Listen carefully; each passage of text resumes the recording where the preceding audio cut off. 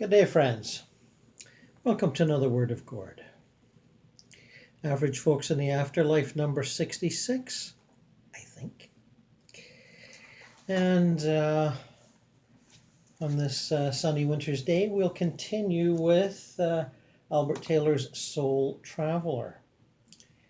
And I'm going fairly slowly through this, as I think his little baby steps is about how he overcomes his fears and meets his guide and, moves onward, baby step by baby step, is very interesting and will be of benefit to those of you who are trying to take those baby steps.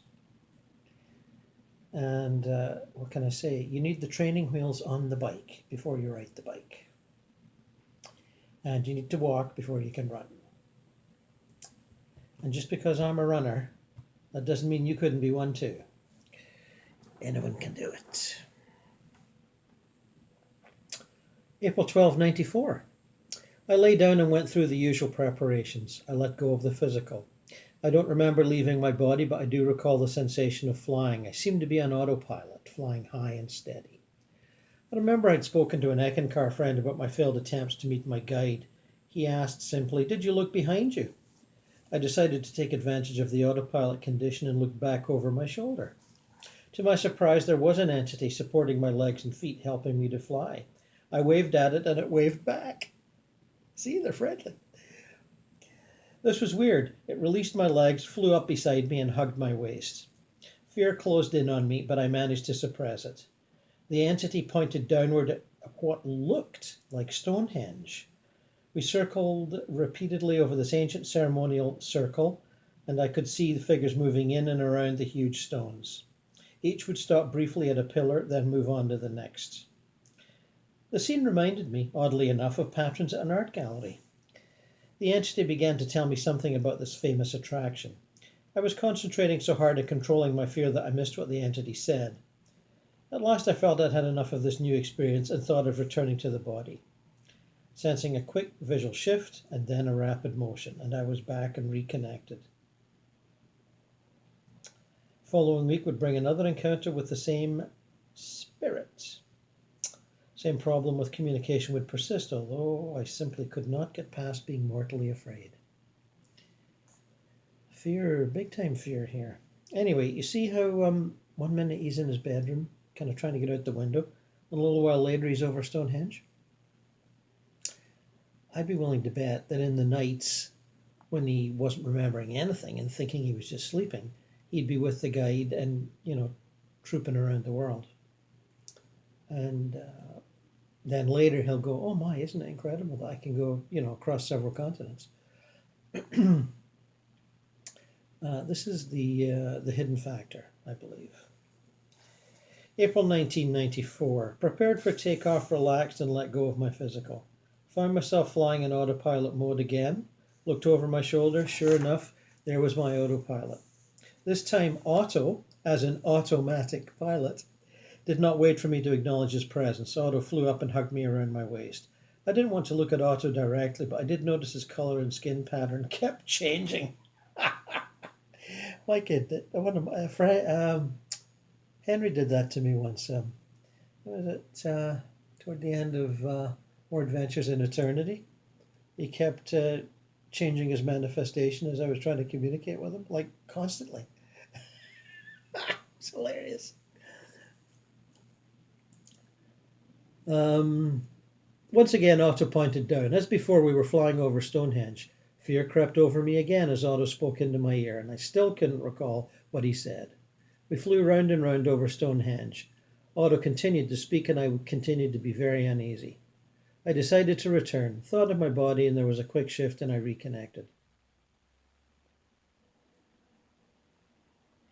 2 astral excursions to the same place must mean something, but what? And what was Otto trying to tell me? No matter how hard I tried to remember, I couldn't. Soon I would discover that the information I received directly from Otto would be like planting a seed in the soil of my psyche for sprouting and blooming at a later date. I felt as if I was being spiritually cultivated. Well, yes, you are. May 5, 94. This night I let the feeling of paralysis creep over me, forcing gravity to release its hold. I was suddenly aware of a loud roaring sound all around me. It was as if a windstorm was raging in my bedroom. Oh, what a racket. The noise was almost too much to bear. My floating motion upward came to an abrupt halt. As if from nowhere, someone or something pressed firmly up against my backside, from the back of my head to the heels of my feet. I projected mentally, "Otto, I don't like this." No response. "Who are you?" I inquired, but still no response. Reached back with my astral hands and felt a pair of arms until I reached the hands. I grabbed them and shook them, trying to provoke a reaction, to no avail. Hands felt lifeless and rubbery. Shrubbery, that's good. The hands and fingers were oddly flattened and tucked in close to the legs. The thing not only was pressing hard against me, it was breathing slowly in my ear, and I didn't like it. If this thing was Otto, then he was showing far too much affection for me. Fear sparked to life within me, and I hit the panic button. Abort, abort, abort. Nothing happened. Where was my wife? Hadn't she heard me? Then I remembered telling her if she heard me moan, "Don't touch me because I can reconnect all by myself." I panicked completely, forgetting about the little finger trick. I moaned again with no response. Felt a hard shove and reconnected. "Didn't you hear me?" I exclaimed. "You said you could handle it by yourself," she mocked, turned over and went back to sleep. I got up and walked to the bathroom, still shaken. Yet when I looked into the mirror, I realized what had transpired during the out-of-body. The thing had been my own body. I remembered tucking my hands in close to my thighs as part of my pre-flight preps. And the slow, deep breathing made sense for a sleeping body. I went back to bed feeling a little foolish. Being afraid of my own body was one reason. The other was overconfidence that my wife pointed out to me. I was still mulling over this lesson when a new manifestation of astral travel showed itself to me. I had been thinking in terms of my astral body being a copy of my physical body, but a new journey showed me yet another fascinating variation. May 10. I lay down that night not really thinking about an out-of-body. I relaxed and drifted off to sleep. I woke at the sound of an intermittent, loud crackling. I was vibrating like crazy. I prepared for liftoff, focused my thoughts, and rose majestically upward into the ceiling fan. I stopped and quickly looked back down. On the bed lay two figures. Was one of them me? Until this journey, I had avoided looking directly at my body. I'm not really sure why, but this time I looked. My wife was on her left side with her back toward my body. It was strange how detached I felt looking at what was supposed to be me. Yet it wasn't really me after all, more a costume I wear. I moved over to a corner and quickly scanned the room, looking for uninvited guests. Saw no one, but something was different. No, I was different. I was not using my astral body. I was not using any body at all. I can describe this in no other way but this. I appeared to be a pinpoint of consciousness and no more. I could see the room in all directions at once. Where was my astral body? Did I forget it somewhere? I was overwhelmed, amazed, and ready to return. I floated back to my body without incident and reconnected. What was all this about? I seemed to have left my astral body behind. I began to wonder why I needed an astral body in the first place. Could it be that the shock of not having a pseudo-astral body would be too disorienting? Did a part of me, maybe the higher self, create the vehicle to provide some stability for me? During the experience, I also became aware of vibrational levels that I could not perceive on earlier jaunts. Without the limitations of the astral body, the limitations of the astral body, I was somehow now able to sense other non-physical levels expanding all around me. All of this was starting to make sense to me somehow. The astral body is just that, a vehicle for the astral plane. Yes. But in order to transition beyond this first level, I was needed to shed yet another outer shell. A further strange connection occurred a few days later. Over the past few months, I developed a hunger for metaphysical literature. I read everything I could find.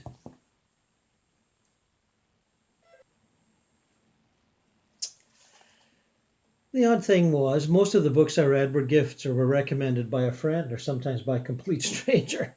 For example, on one occasion, after eating breakfast at a local restaurant and waiting at the cash register to pay my tab, a man commented about the book I was holding. "That's a good book," he said. It was Seth Speaks by Jane Roberts. I remember reading that. Ooh, mid-1970s? Yeah. "I know," I said. "I can't seem to put it down." He asked, "Have you read Visions?" "No, I haven't." "Get it." He smiled and walked out. Yet the book referral that produced an odd psychic connection came when I was attending a monthly IANS meeting with Dr. H. At the Good Doctor's Assistance, I recounted a recent experience. After I finished speaking, one of the IANS members walked up to me and slipped a piece of paper in my pocket. He said, "This is your next book." I looked at the paper. Zolar's Encyclopedia of Ancient and Forbidden Knowledge. The next day I ordered the book. Soon I received a phone call from the bookstore. Zolar had arrived and I could pick it up. Drove to the bookstore, bought the book and left. Walked through the parking lot toward my car carrying the book, thoroughly wrapped in brown paper. When I tore off the paper, I was shocked by the cover. It featured a picture of Stonehenge. Remembering my last two trips, I began to feel a weird tingling sensation about my spine.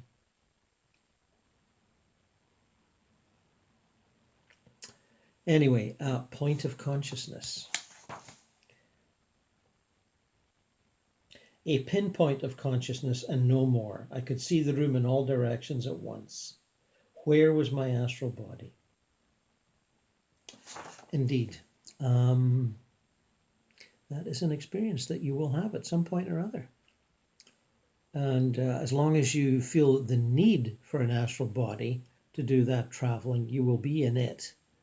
That's your new comfort zone once you've gotten out of the old comfort zone of the physical body. And there's nothing particularly wrong with the astral body. It's great for traveling the astral plane, interacting with other deceased or out-of-body humans and animals. But for other adventures, the pinpoint of consciousness is really special. And it reveals to you this notion that all bodies are just useful vehicles for certain terrains. And ultimately, that's all we are, a point of consciousness. A little star of light in a sea of light. And that can be hard to handle. It takes a bit of getting used to. But again, it's another attachment. Attachment to bodies, attachment to emotions. And when I say bodies, I mean bodies of parents, bodies of children. These are all attachments. As much as you may love the souls in those bodies. And that is not a bad thing. But obviously we want to encourage love everywhere we can in this troubled planet that we live on. But don't forget, attachment to bodies.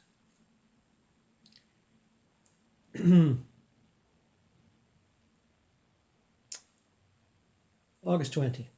Still in my physical body, I snapped to full lucidity, having been startled by the sound of a roaring wind. Oh my goodness. While still in the grips of paralysis, I decided to choose a destination.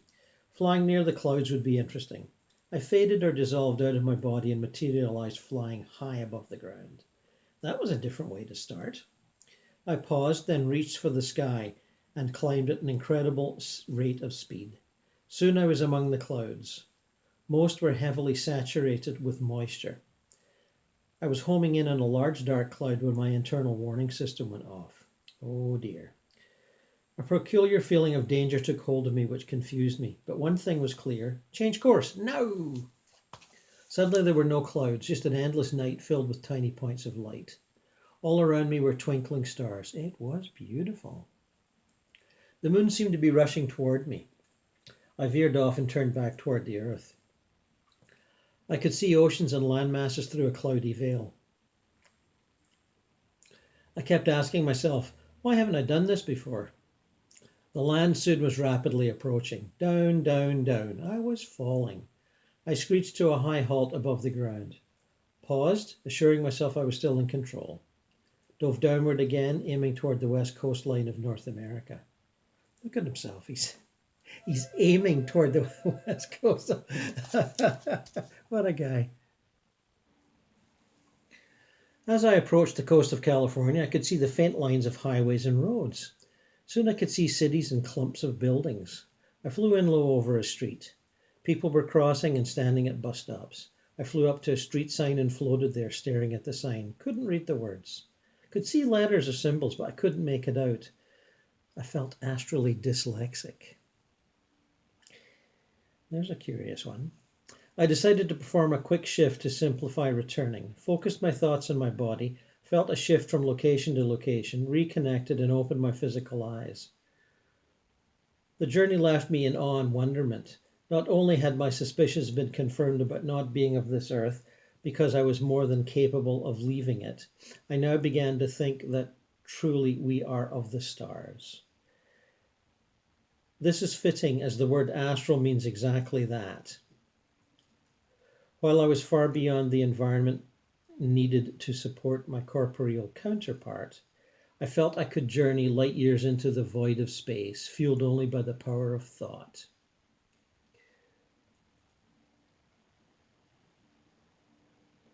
Interesting paragraph, that. Not confirmed about not being of this earth, because I was more than capable of leaving it. I now began to think we are truly of the stars. This is fitting, as the word astral does mean that, of the stars. And that is true. It goes back to at least the medieval era when they would talk about astral.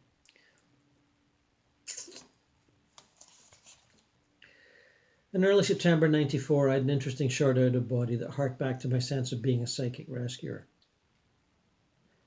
Dreaming, slight awareness, I could hear a voice. Snapped to a full lucid consciousness. I was in a crowd of 40 or 50 non-physical beings. Confused and disoriented, I asked myself, was this a dream? This crowd of entities were all focused on a single being toward the front and slightly above everyone else. No one paid any attention to me. I was just part of the audience. The speaker said all beings present were a part of a particular purpose. I couldn't control my emotions and became overly excited. Was I in a class for astral travelers? Were these beings disembodied spirits, or were they like me, spiritual tourists? A wave of excitement overpowered me, and I could feel myself being forced to return to my body. Immediately returned, sat up in bed, astonished at this new encounter. September 20th. I tossed and turned until about 4 in the morning. Oh, that's a pain, isn't it? When finally something began to happen, my body slowly fell asleep and the sense of being paralyzed took over. My legs began to rise upward. I wanted to sit up, and I did. Doing this felt so natural that I had to make sure I was sitting up physically. Experimenting, I stood up and noticed my feet were touching the carpet. I walked over to the foot of the bed. As I walked, I simply thought about floating, and I did. I simply thought about floating.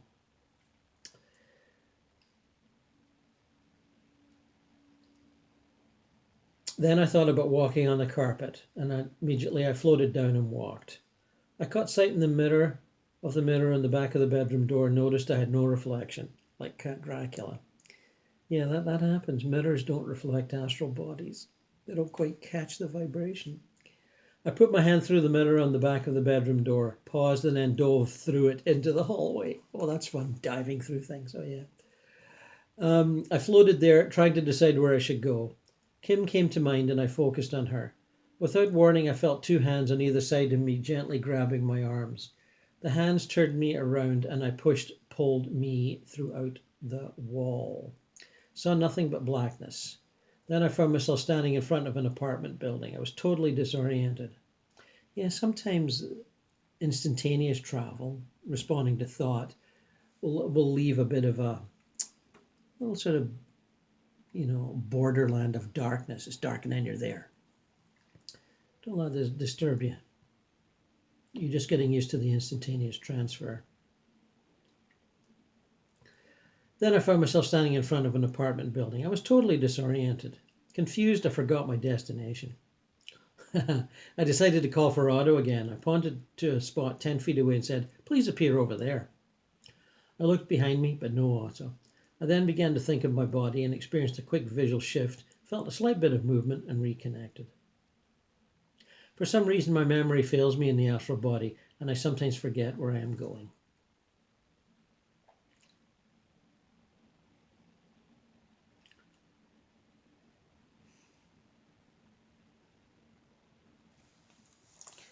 January the 14th. The presence of the paralysis was heralded by a swarm of buzzing bees. Well, that won't attract a lot of people. Buzzing bees? Oh no. Astrally, I sprang to the sitting position and looked casually around the bedroom. I focused on floating and rose a foot above or so the blankets. I became aware of the sound of water coming from the other side of the bedroom door. I began to recognize the splashing sound. It was the shower in the bathroom. I wondered why my wife had decided to take a shower in the middle of the night. As I focused on the sound, the door in the wall, which separated our bedroom from the hallway, abruptly ceased to be a visual obstacle. I could see the bathroom door framed by the light within, which was physically impossible. My attention shifted slightly and I became aware of a humanoid figure lying in the bed next to my body. Oh my God, I thought. If my wife is in the bathroom taking a shower, then what is this resting beside me? I began probing the figure with part of my consciousness. I was amazed at what transpired because I was not using my astral hands to identify this reclining intruder. I was using pure thought. Another step forward. I could mentally touch this being from head to toe all at the same time. Who is this? Fear crept over me. I bolted toward my body using the abort sequence, the little finger trick, and the fright. I reconnected at the same moment. I felt a familiar elbow. You okay? My wife asked. Oh yeah, I'm fine. I replied, realizing the blatant error and observation I had just made. My wife was not taking a shower. My older son was.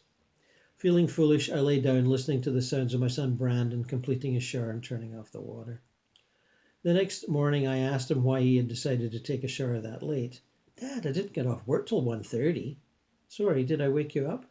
Oh no, I was already awake, sort of. The experience was a major clue for me about the properties of the physical world. As humans, most of us are aware of nothing beyond what our five senses tell us. But to a non-physical spirit or soul traveler, the physical plane is something to perceive only if one chooses to do so. So if I can look past the physical world just by focusing my thoughts, then how real can it be, or how important can it be? Is it just an illusion our five senses have convinced us of? Have we all agreed the physical plane exists in order for us to continue as a learning environment of souls? Yes. As Jesus said, in my Father's house are many mansions, and boy was he right.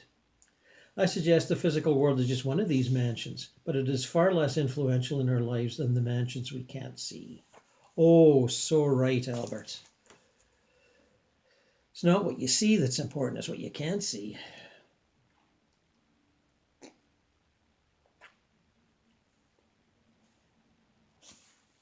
He talks about lasting effects of these experiences, and he's saying, first is I no longer have a fear of death.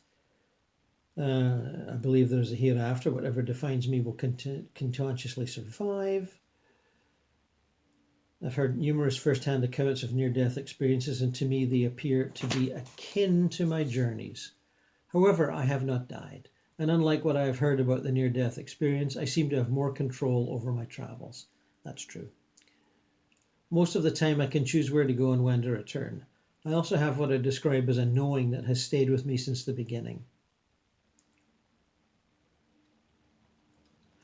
I am convinced that the lack of a physical body, is my timeless natural state, and existing with a physical body is as temporary as a dream. See how it flips everything completely around? It's this life that's a dream, not the other one that we can't really remember. Important point, that. Recalling his earlier experiences, he says, while I floated there above my body, all of a sudden I felt as if my consciousness was somehow opened up and information about everything was abruptly pouring in. For the first time in my life, I had absolutely no questions about anything. For a fleeting period, I felt that I knew everything. Suddenly, the ups and downs of Earth life, the Earth life system, as some people call it, Earth life system, made sense. All the mysteries, frustrations, disappointments, and miracles all had a distinct purpose. I didn't know it at the time, but later I would be told that I may have had what metaphysicians refer to as a Kundalini experience. And while I was in the midst of this phenomenon, I had the overwhelming feeling of finally being home. not in a physical state, but in a consciousness state. This I refer to as soul consciousness. One of the primary lasting byproducts of this soul consciousness is losing the fear of death and realizing that although I am on this earth, I am not of it. Moreover, I and we are incredible and powerful spiritual beings having a human experience, and not just humans having a limited spiritual experience.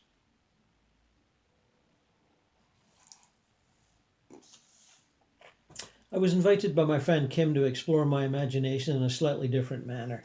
Kim invited me to attend a past life regression experiment conducted by a prominent hypnotherapist.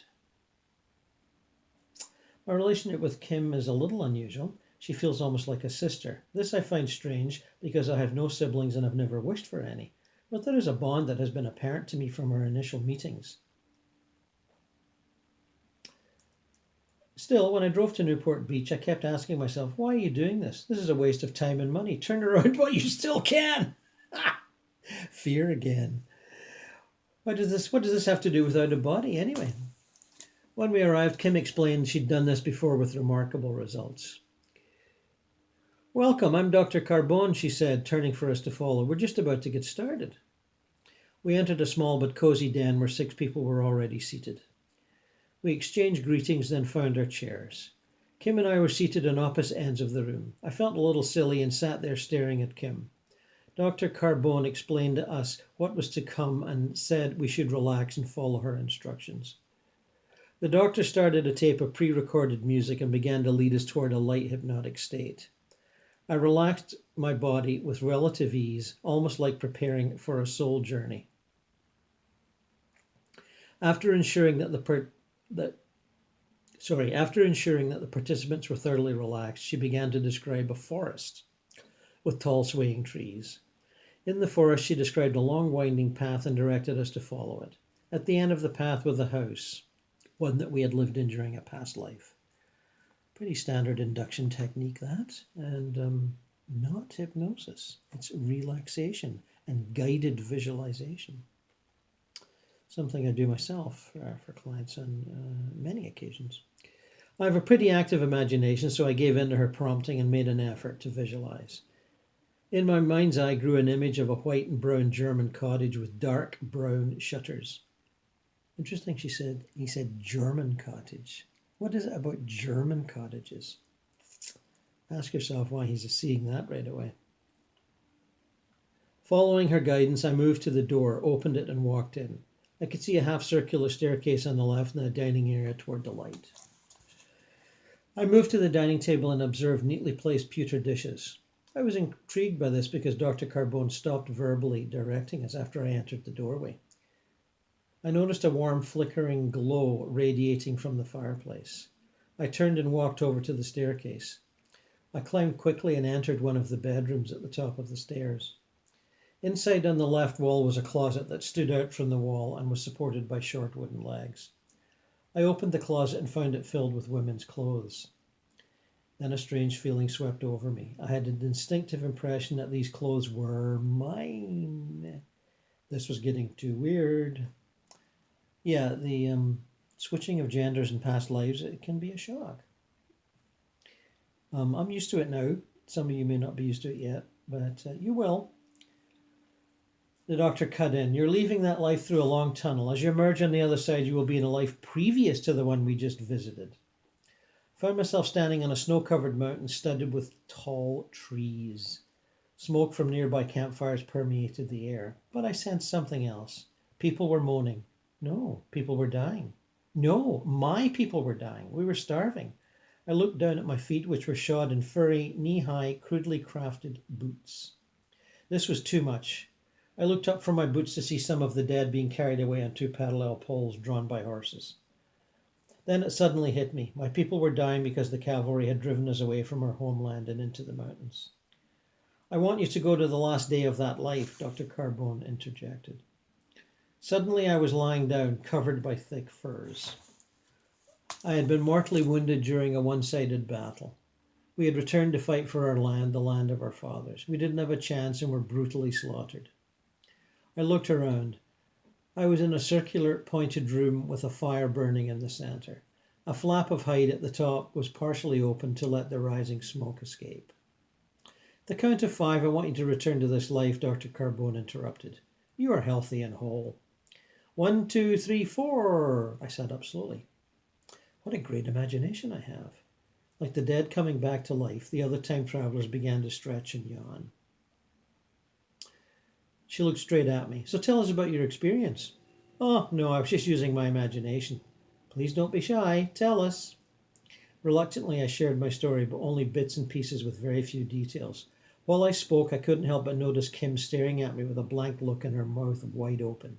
What's with her? I thought. I didn't think my story was that interesting. I quickly ended my tale and relinquished the podium. I was thanked for sharing, and then they began prompting the next person. I noticed that Kim was still staring at me. Had I made a fool of myself? Before long, the doctor asked Kim about her experiences. She began to tell the exact same story as mine. While I listened, I felt very disappointed in her. Why would she blatantly copy my imaginary story? Was she trying to give my story some validity to keep me from regretting this entire venture? As she described the table settings inside the cottage, then the radiant fire and the large wooden dining table, I thought, wait a minute, I hadn't shared that part of the story. Was this just a lucky guess? No, the details are far too elaborate. Kim then began to describe her reincarnated life after the German one. She pictured the snow scene in the mountains, but from a slightly different perspective. She told of the starvation, the dead being dragged off on 2 poles. Hold on a minute. I'd completely left that part out. My mouth dropped open. Now it was my turn to stare at her. Kim continued to describe events and details that I had imagined but not shared. After the session, Kim and I continued to compare. We were both shocked. I don't believe in reincarnation, I said. At least I thought I didn't. Was there some logical explanation? How could we share the same daydream? What a day for a daydream. Yeah, any day. Kim began to tell me how, more times than not, souls somehow reincarnate together, lifetime after lifetime. True. Well, I never would have guessed that I could leave my body and fly all over creation. So, maybe reincarnation also is possible. Possible? Please. Sometime later I would discover that like vibrational souls somehow reincarnate with each other over and over. I now believe that Kim and I for some reason fit into this category. Are we here to assist each other through this school of life? Thinking back, I think that Kim has helped me steer me into more than a few opportunities for spiritual growth.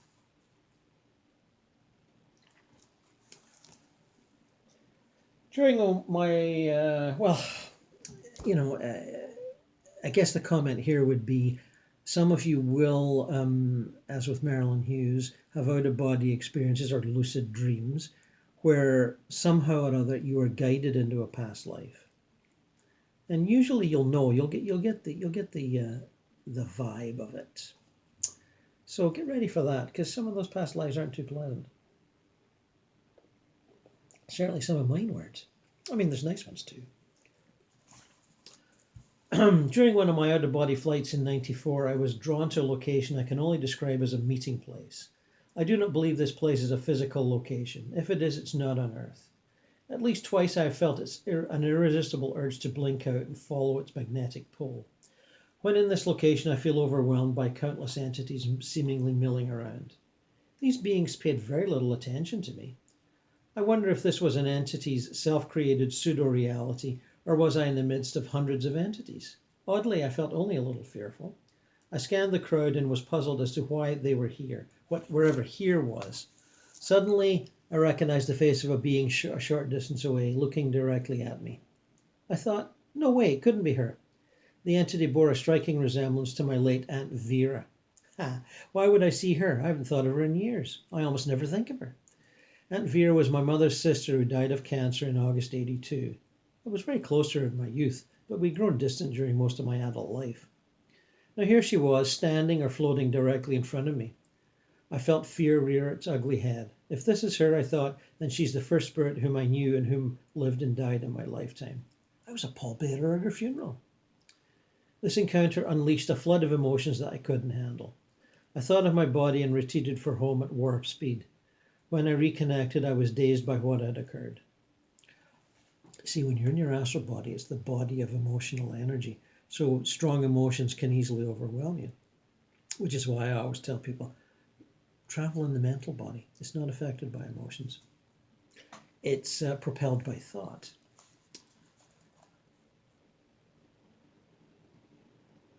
Should I tell my mother I saw her deceased younger sister? Was it really her? She did appear to recognize me, while other beings paid no attention. A few days later, I slipped free of my body and took off on a local sortie. Listen to that, a local sortie. Soon I experienced that magnetic pull again, and I followed it. I arrived and found the multitudes the same as before. This time I had one person on my mind, my aunt. As if responding to a page, there, a short distance away, appeared Aunt Vera. This time she slowly approached me. With 2 parts courage and 1 part fear, what did I say about 2 steps forward, 1 step back? I curiously inquired, Aunt Vera, aren't you dead? Yes, I am, she smiled, smiling at me. Yes, I am. I stared at her perplexed. Yes, it was her. A part of me knew it. I could also feel an intense sensation of love emanating. I felt a need to return to my body. Gee, that was fast. Focused my thoughts and sped off. Through Aunt Vera, I understood a little more about them somehow. Spirits, that is, and was comforted. This strange current running among families was illustrated in a more dramatic way later. At this time, my wife had been following her uncle's progress after surviving surgery that removed a grapefruit-sized tumor. A little later, they get a phone call and they realize. I comforted my wife as best I could until she drifted off to sleep. As I relaxed beside her, I wondered if it was too soon to attempt an encounter with her uncle. Was it even possible? I decided to try and focus my thoughts on him as much as I could. I did the preparatory techniques, relaxed and released. Shortly thereafter, I was aware of the detachment that signals the presence of the paralysis. I allowed the upper half of my astral body to rise slowly above the physical one. Just then, I felt the approach of a presence beyond the bedroom door. The presence was strong and unmistakable. I stared at the humanoid figure stood motionless in the doorway of our bedroom. I could hardly control myself. Was my wife's uncle paying us a visit, or was it a burglar? I instantly reconnected and sat up physically. The doorway was vacant. I lay back down, willed myself to return to the paralysis, and quickly I did. I rose above my corporeal body, and the apparition appeared partway through the doorway. Was this my wife's uncle? And if it wasn't, then who else could it be? I could not make out the facial features. Even if I could, I might not have recognized him because I only met him a couple of times. But seemingly at my request, his spirit was paying a visit. The entity slowly backed away from the doorway, and I no longer felt its presence. The encounters with my aunt and wife's uncle reminded me of an incident 20 years earlier. Oh my. March 1573, I was an airman first class in the Air Force, stationed in Wichita Falls. Then one day a fellow serviceman and I decided to spend our free time at Six Flags over Texas, an amusement park. We all boarded the largest roller coaster and prepared for the worst. About halfway through the ride, though, a feeling unlike anything I'd ever felt consumed me. Overwhelming sadness and depression dominated me totally. I could no longer enjoy the remainder of the ride. That's an indication. Sudden change of emotion, overwhelming sadness and depression. That's usually a spirit. Whether it's trying to obsess you or just kind of floating by is another story. Are you okay, Al? Looks so good. I'm all right, but something's very wrong. Something has happened. I can feel it. It didn't make sense. I was supposed to be having a good time, not depressing everyone. But that feeling gripped me, could not be ignored. I'll have to call my mother, I blurted out. I found a public phone and called home. My mother answered without pausing to say hello, and I said, Mom, what's wrong? She replied, Albert, we've been trying to contact you most of the day. Your father just died. It was as if a subconscious part of me sensed the problem and a conscious part of me knew where to find the answer. Overpowering sadness that I felt made sense now. How did you know, Al? That's so weird. I have no idea, I said. No idea. Later that day, I returned to the place where I was living, just outside the Air Force Base. As we pulled up, I noticed a note flapping back and forth on the windshield of my car. It was from the Red Cross, stating that it was urgent and I should contact them at once. Called the number on the note. After arriving back in LA, I found out more about my father's passing. Although repeatedly warned by his physician, my father died from alcoholism. He drank himself to death. Now in July 94, after having experienced what was becoming a series of supernatural encounters, I decided to explore the world of ghosts. In the following 2 years, I attended numerous lectures and classes on esoteric subjects like mind projection, psychokinetic energy, spoon bending, opening your third eye, lucid dreaming, and ghost hunting. The majority of these were held at the Learning Light Foundation in Anaheim. Right, well, a good place to stop, and we'll get again to that fairly soon. You can see how one path that's successfully followed to some degree will lead to a curiosity about other paths. It's generally the way it works. It certainly did for me. And one thing opened up after another about 30 years ago. And at this point, nothing is strange to me. And perhaps that's a good thing. Anyway, that's the end of today's little adventure in consciousness. And I invite you to have several more on your own time. And we'll see you soon.